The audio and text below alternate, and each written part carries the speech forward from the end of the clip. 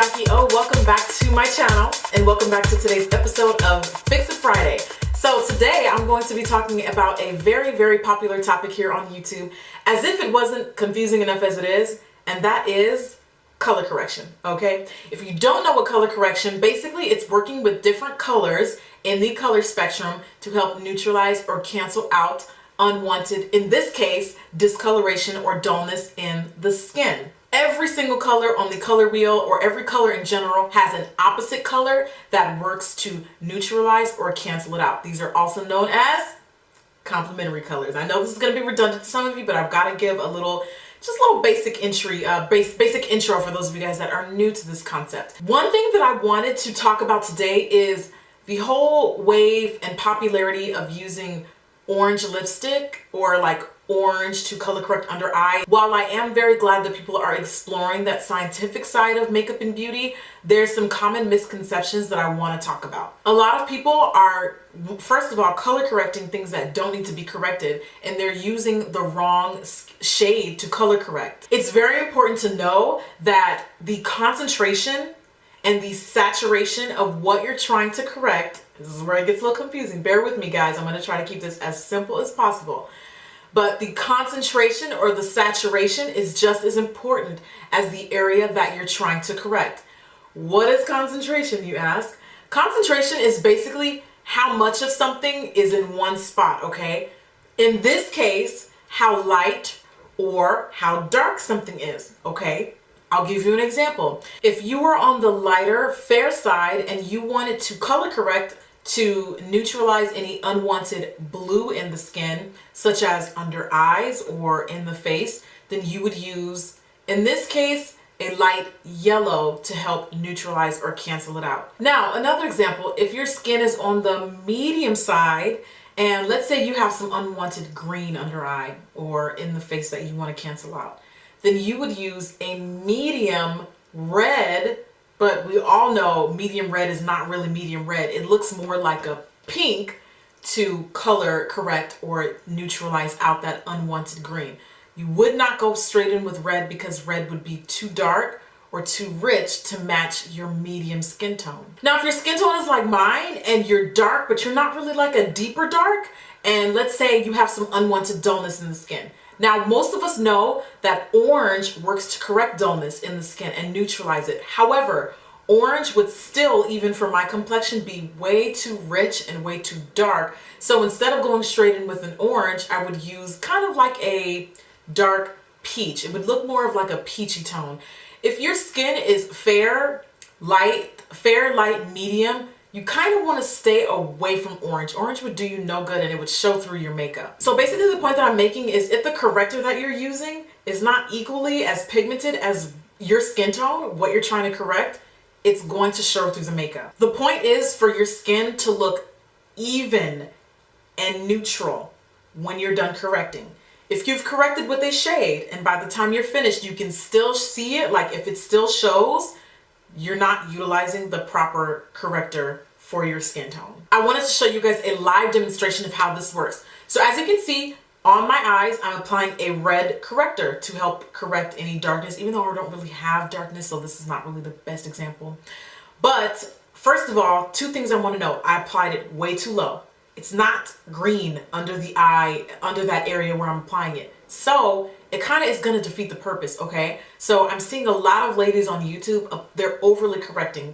You're only supposed to apply the corrector in the area it needs to correct. Do not apply a color corrector under eye in the same manner that you would concealer, because it's going to show through. So anyway, watching me as I apply, and as you can see, I'm applying concealer on top of it, and it just, instead of correcting, it turned the concealer into a pinky, like you can see it through the concealer. So for those of you guys that say, hey, you know, I like using orange, it works for me, although it may have worked in fact to correct as you know you planned, the problem is you're still going to see, now you're going to instead see the corrector shade underneath your concealer instead of the dullness or the green or the blue or whatever it was that you were trying to correct. Now you have a different problem. You're seeing your correcting shade underneath your concealer. On the opposite side, like I said, because I don't really have anything I need to correct under eye, I just went straight in with a skin tone colored concealer, and it blends in with my skin perfectly. There's nothing seeping through underneath, and it just looks flattering and neutralized, and it brightens the under eye area. The side that I corrected, it doesn't look bright at all. It just looks like a pinky, it just looks overly pink. Now the bottom half of my face, I have a little bit of darkness, a little bit of dullness. One trick, a popular trick, is using a orange or peach corrector to help cancel that out. Now I wanted to show you guys why concentration and saturation is important in correcting. On the left here, this is my left, I used a light peach shade. Now this is like basically using a light orange. And as you can see, it's too light. It looks ashy. It does not correct anything. It sits on top of the skin and it's not flattering. In the middle, I used a true orange shade. As you can see, it's just too rich. It's too dark for my skin tone. It doesn't really correct anything. It just looks like a orange blob. Instead, I went with a dark peach. And here you can see it cancels out my skin completely. And it's almost flattering enough to be worn on its own. That would be the shade that I would correct that dullness with. So if you're light, use a light orange or light green or light lavender, because those are light colors. If you're medium, you want to do the same thing. You want to pick correctors that are medium in complexion that will help neutralize your skin tone.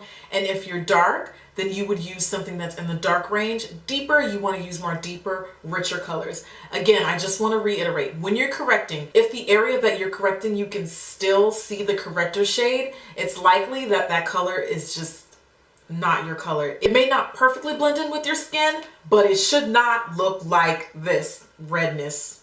You see how rich it is compared to my skin tone?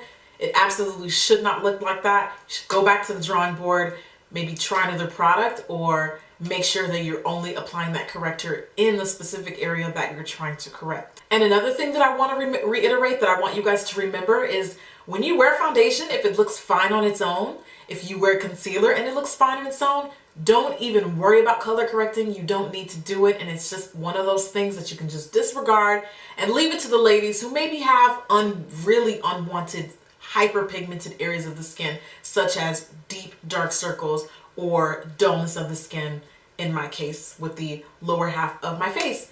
I know that this video can be a little confusing, but this is just a technique and a method that I've learned not only in school, because the same characteristics apply with hair color, but it's just through trial and error. And one thing that I want to reiterate, because I know color correcting can be really confusing, but you guys have to remember that YouTube is a free resource, so I try to keep my videos and tutorials as basic as possible.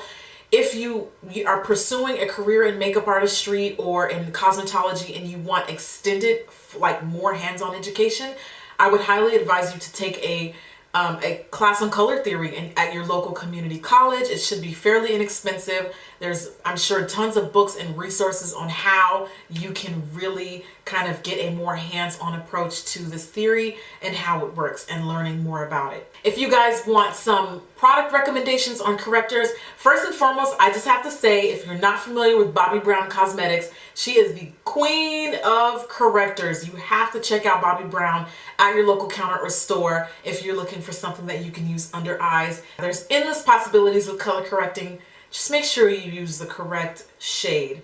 Anyway, thank you guys so much for watching today's Fix It Friday. I really hope that you found this video helpful. If you have any questions, definitely let me know in the comments. Give this video a thumbs up if you found it helpful, and subscribe on your way out if you haven't already. Leave me more Fix It Friday topics down below. I love doing these type of videos and I love debunking myths, so please give me some comments and feedback, and I will try my best to honor the ones that are the most popular and the most confusing for most of you. Alright guys, I will see you at the next video. Bye!